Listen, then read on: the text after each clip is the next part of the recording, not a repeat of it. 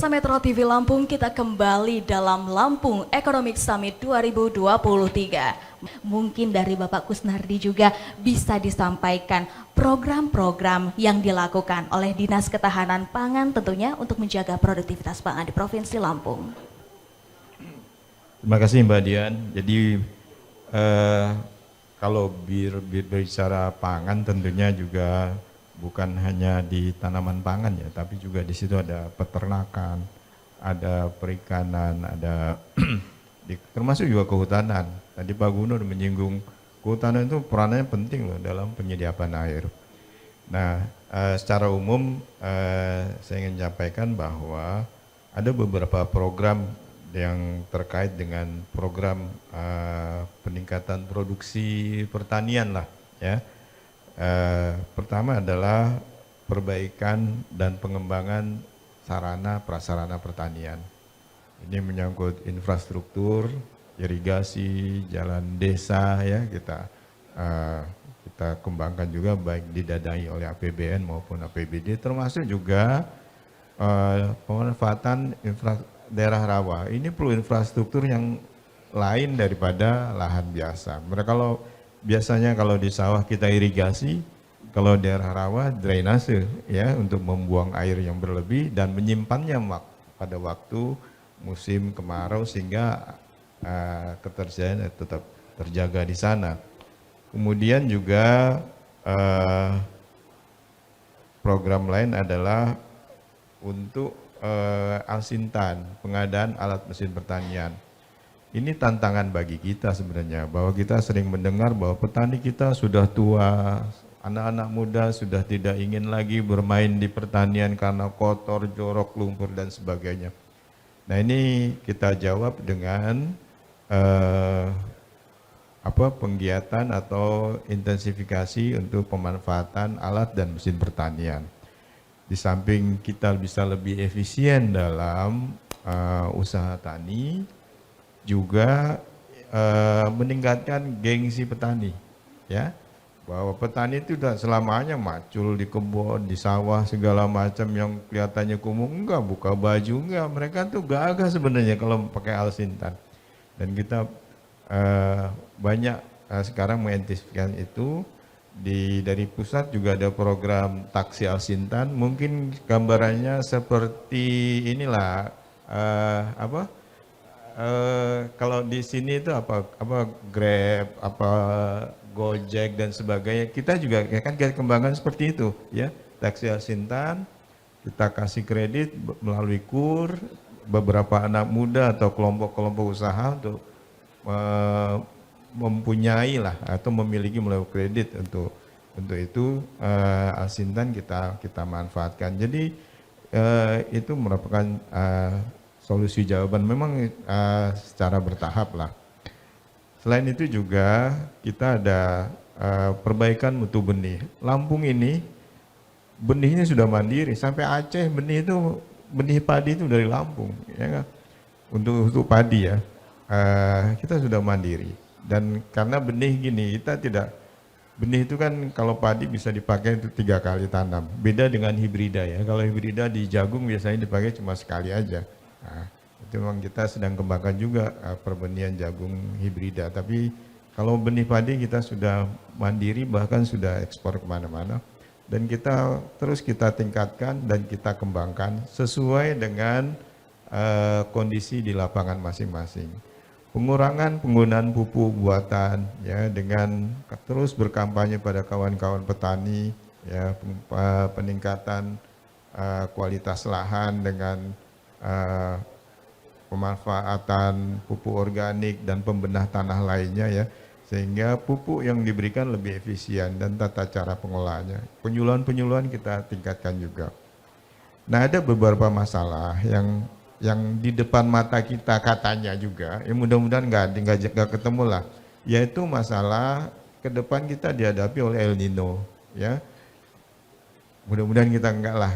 Ya. Dan kita sudah melakukan kerjasama dengan BMKG, ya, pemetaan kira-kira daerah-daerah mana yang akan terdampak besar terhadap El Nino, daerah-daerah mana yang bisa kita manfaatkan terus untuk memproduksi padi atau pangan lainnya. Jadi kita sekarang mulai penerapan pola pangan spesifik lokasi ya, dengan waktu kemarau kira-kira kita udah hitung-hitung lah ya, jangan sampai puso ini ya. Jadi misalnya kemaraunya nanti di bulan, katanya bulan Oktober September, itu sudah panen kita. Memang biasanya seperti itu.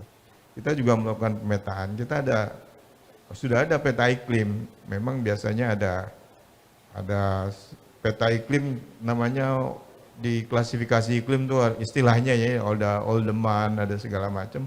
Kita bisa petakan tuh peta iklim untuk pertanian, ada A, B, C1, C2 dan sebagainya. Kita sudah petakan mana daerah yang rawan. Jadi kita pola tanamnya kita sesuaikan, termasuk varietas tanam. Varietas tanam sudah banyak sekarang. Yang genjah, ya. Padi dulu 6 bulan, ya enggak? Kemudian sekarang sudah 120 hari, 130 hari. Ada yang lebih singkat lagi, 90 hari sudah tanam, ya. Seperti juga ayam kan, ayam dulu lama itu, ya. Sekarang ayam cuma sebulan umurnya, Bu. Ya bisa panen, ya itu kecanggihan teknologi yang harus kita manfaatkan, ya. Termasuk juga untuk menghadapi El Nino ini, ya. Kemudian untuk kita kompak dalam kelembagaan petani untuk pengendalian OPT. OPT itu nggak bisa sendiri-sendiri, Pak. Pengendalian wereng, pengendalian tikus, mereka kan lari-lari. Kita semprot sini, kalau sendiri-sini pindah ke sini, pindah ke sini.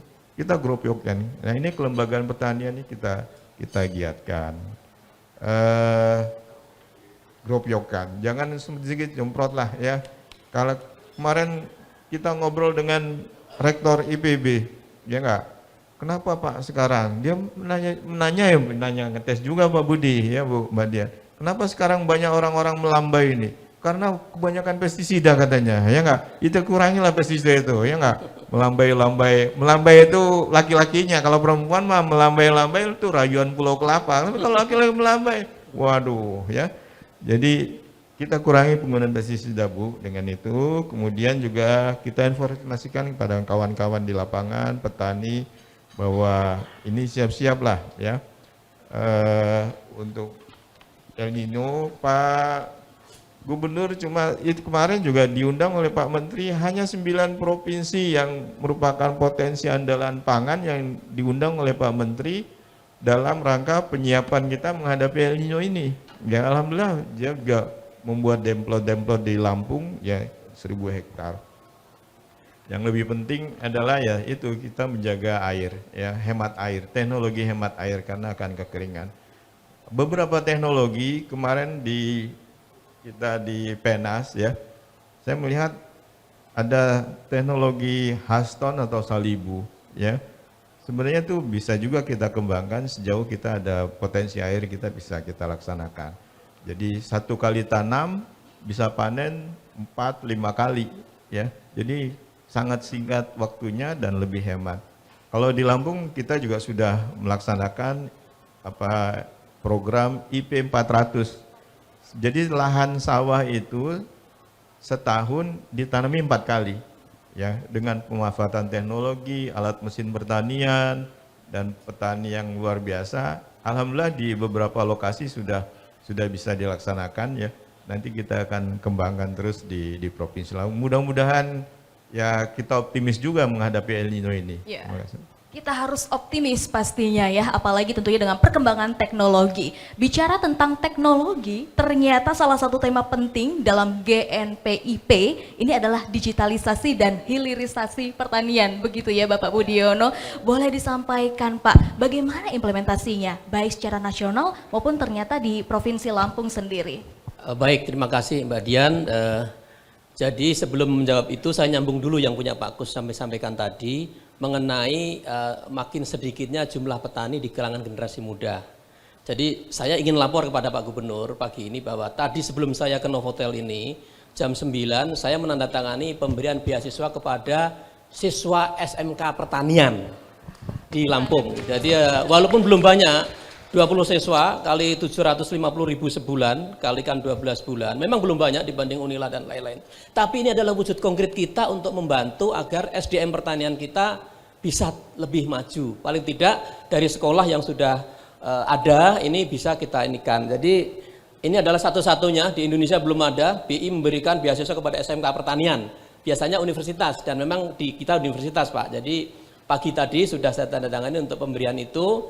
Insya Allah ini juga merupakan ikhtiar kita, bagian kita untuk membantu menyiapkan SDM pertanian yang lebih tangguh dengan kita memberikan support berupa beasiswa kepada siswa SMK pertanian di Lampung. Itu tambahan saya Pak. Nah, menjawab pertanyaan mengenai digitalisasi dan hilirisasi, nah saya ingin menyampaikan dulu bahwa secara besaran kebijakan Bank Indonesia itu sebenarnya ada 5. 5 itu 1 diarahkan untuk stabilitas, yang 4 diantaranya diarahkan untuk pro growth.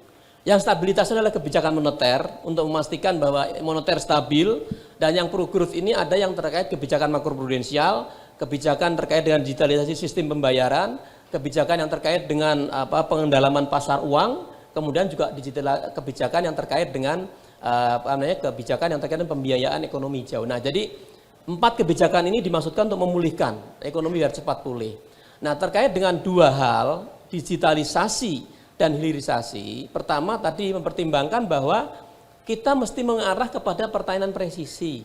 Kalau kita bicara mengenai pertanian ke depan. Tadi Pak Kusnadi sudah menyampaikan semakin lama SDM yang agak muda-muda semakin berkurang, tetapi semangat mereka sebetulnya masih ada. Oleh karena itu, dengan dorongan dan mengembangkan beberapa contoh-contoh digitalisasi pertanian atau digital farming, ini akan menjadikan mereka berminat untuk tetap bisa terjun di pertanian, anak generasi muda kita. Karena apa? Karena sudah menggunakan digital farming yang memang menjadi katakanlah keinginan dan harapan anak muda sekarang. Tidak lagi perlu menyirami dengan air keliling, karena sudah dengan pencet tombol dengan pakai Internet of Things bisa menakar berapa yang harus disiram, karena kelembabannya bisa diukur, berapa pupuk harus diberikan dan sebagainya. Itu ya yang terkait dengan digitalisasi. Nah, yang kedua ini adalah yang terkait dengan hilirisasi. Nah, kita harus memang arahnya adalah mengolah hasil-hasil pertanian itu menjadi barang yang lebih nilai tambah tinggi. Tadi Pak Gubernur sudah menyampaikan di depan di sambutannya bahwa hampir 20% dari PDRB kita itu kan sumbang sektor pertanian. Ini akan terungkit lebih tinggi lagi kalau misalnya langkah-langkah kita untuk hilirisasi bisa lebih baik. Apa yang kita lakukan? Kita bersama DPM PTSP, Dinas Penanaman Modal dan Perizinan, itu juga sedang mengidentifikasi beberapa kegiatan yang sifatnya adalah penanaman modal untuk mengolah hasil pertanian. Jadi kita beberapa kemarin dengan DPS PTSP Provinsi, Pak Yudi ya, dengan Pak Yudi dan kawan-kawan, kemudian juga DPM PTSP Kabupaten-Kabupaten, kita sudah berembuk untuk kira-kira kita tawarkan, kita ajak, kita undang, tetapi kita harus tunjukkan seperti apa kira-kira investasi yang bisa menarik untuk mereka biayai, khususnya di sektor yang mengolah hasil pertanian. Nah, inilah sehingga nanti kita harapkan, ya pertanian dalam arti luas ya, bukan hanya ini tetapi tanaman pangan, tetapi juga ada yang katakanlah misalnya mengolah hasil perikanan. Jadi ini juga bagian dari ikhtiar kita untuk hilirisasi. Jadi saya kira itu dengan Mbak Dian terkait dengan 2 hal yang kami sampaikan. Terima kasih. Tentunya tadi dari yang sudah Bapak paparkan, ternyata pangan kita di Provinsi Lampung cukup baik, bahkan juga kabarnya sudah sampai kita ekspor begitu ya Pak ya. Nah, bagaimana menurut Bapak potensi kedepannya Lampung sebagai lokomotif pangan nasional Pak Kusnardi? Jadi Lampung ini memang magnetnya di pertanian ya. Jadi kita lihat dari produksi kan PDRB kita juga masih didominasi oleh pertanian, dan pihak-pihak luar pun masih melirik Lampung sebagai potensi provinsi agraris lah, penghasil pertanian. Saya kira ini harus kita kembangkan sesuai dengan saran Pak Budi dan Pak Gubernur ya. Programnya adalah kita jangan lagi memproduksi Lampung ini sebagai produksi produk-produk pertanian primer ya. Walaupun sekarang ini sudah ada ya, industri sudah banyak berkembang di Provinsi Lampung, PDRB kita dari sektor industri juga masih dikuasai industri olahan pertanian. Tapi memang ini harus lebih dinikmati oleh masyarakat ya. Jadi kita ingin kembangkan bahwa Lampung tidak hanya memproduksi produk-produk primer saja, tapi juga harus produk-produk yang jadi dan siap tanam. Kita harus menata itu sehingga tekanan terhadap areal pertanian bisa kita kurangi dengan hilirisasi ini. Sebab industri pengolahan, industri lain itu memerlukan lahan yang relatif lebih sedikit dibanding untuk pertanian itu. Kalau pertanian itu perlu hektar. Tapi kalau industri pengolahan, dia 1 hektar 1.000 orang bisa kerja di situ, Pak Budi kan? Menghindari tekanan-tekanan itu, ya. Juga pengetatan terhadap penggunaan lahan. Kita sudah menyusun RT/RW, kita rencana pemanfaatan lahan, ya harus kita hormati itu, kita jaga betul. Jangan semua orang bisa melaksanakan semua gitu. Ini tadi juga Pak dengan perizinan, dengan Bapeda dan lain-lain kita dan peruntukan lahan benar-benar harus kita manfaatkan ke depan karena tekanan ke depan terhadap lahan yang semakin besar. Ini saya kira kita harus pertahankan karena ya nggak ada lagi lah, lihat di Jawa itu ya, gula. Dulu Jawa itu penghasil gula utama loh, Jawa Timur, Jawa Tengah. Sekarang mana ya, habis untuk real estate, untuk jalan, untuk segala macam. Larinya ke Lampung. Ini harapannya masih di Lampung. Ini harus kita pertahankan ya.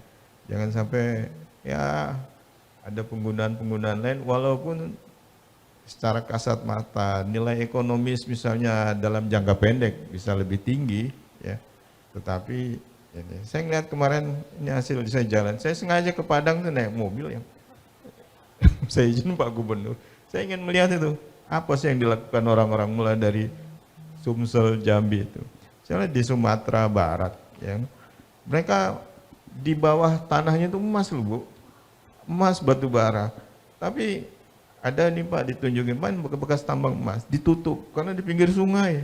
Bayangin Ibu, berapa ikan yang mati di situ, berapa lahan yang tercemar di situ. Ditutup tambang emasnya di Sawalunto itu Pak, karena terkenal tambang emas dan batu bara. Dan nggak semua gampang orang gali-gali batu bara itu nggak segampang itu. Nah ini kita juga bisa kita contoh di sana. Saya kira itu yang penting. Itu di samping itu juga SDM pertanian juga kita bina terus lah ya. Pak Gubernur ini luar biasa programnya ya, KKN terpadu, bagaimana dengan KKN tersebut mengarahkan ya orang-orang pinter yang S1 atau D3 itu ya kembali ke desa, jangan cuman jadi tukang lem sepatu di Tangerang ya enggak, ya di sini usaha ya. Di Lampung masih terbuka luas peluang-peluang usaha, utamanya di bidang pertanian dan pengolahan hasilnya, sehingga demikian. Luar biasa sekali tentunya ya, banyak yang bisa kita lakukan apalagi melihat potensi Lampung sebagai lokomotif pangan nasional. Kita nanti akan lanjutkan dialog kita, Bapak Kusnardi dan juga Bapak Budiono. Untuk Anda pemirsa Metro TV Lampung, tetaplah bersama kami dalam Lampung Economic Summit 2023.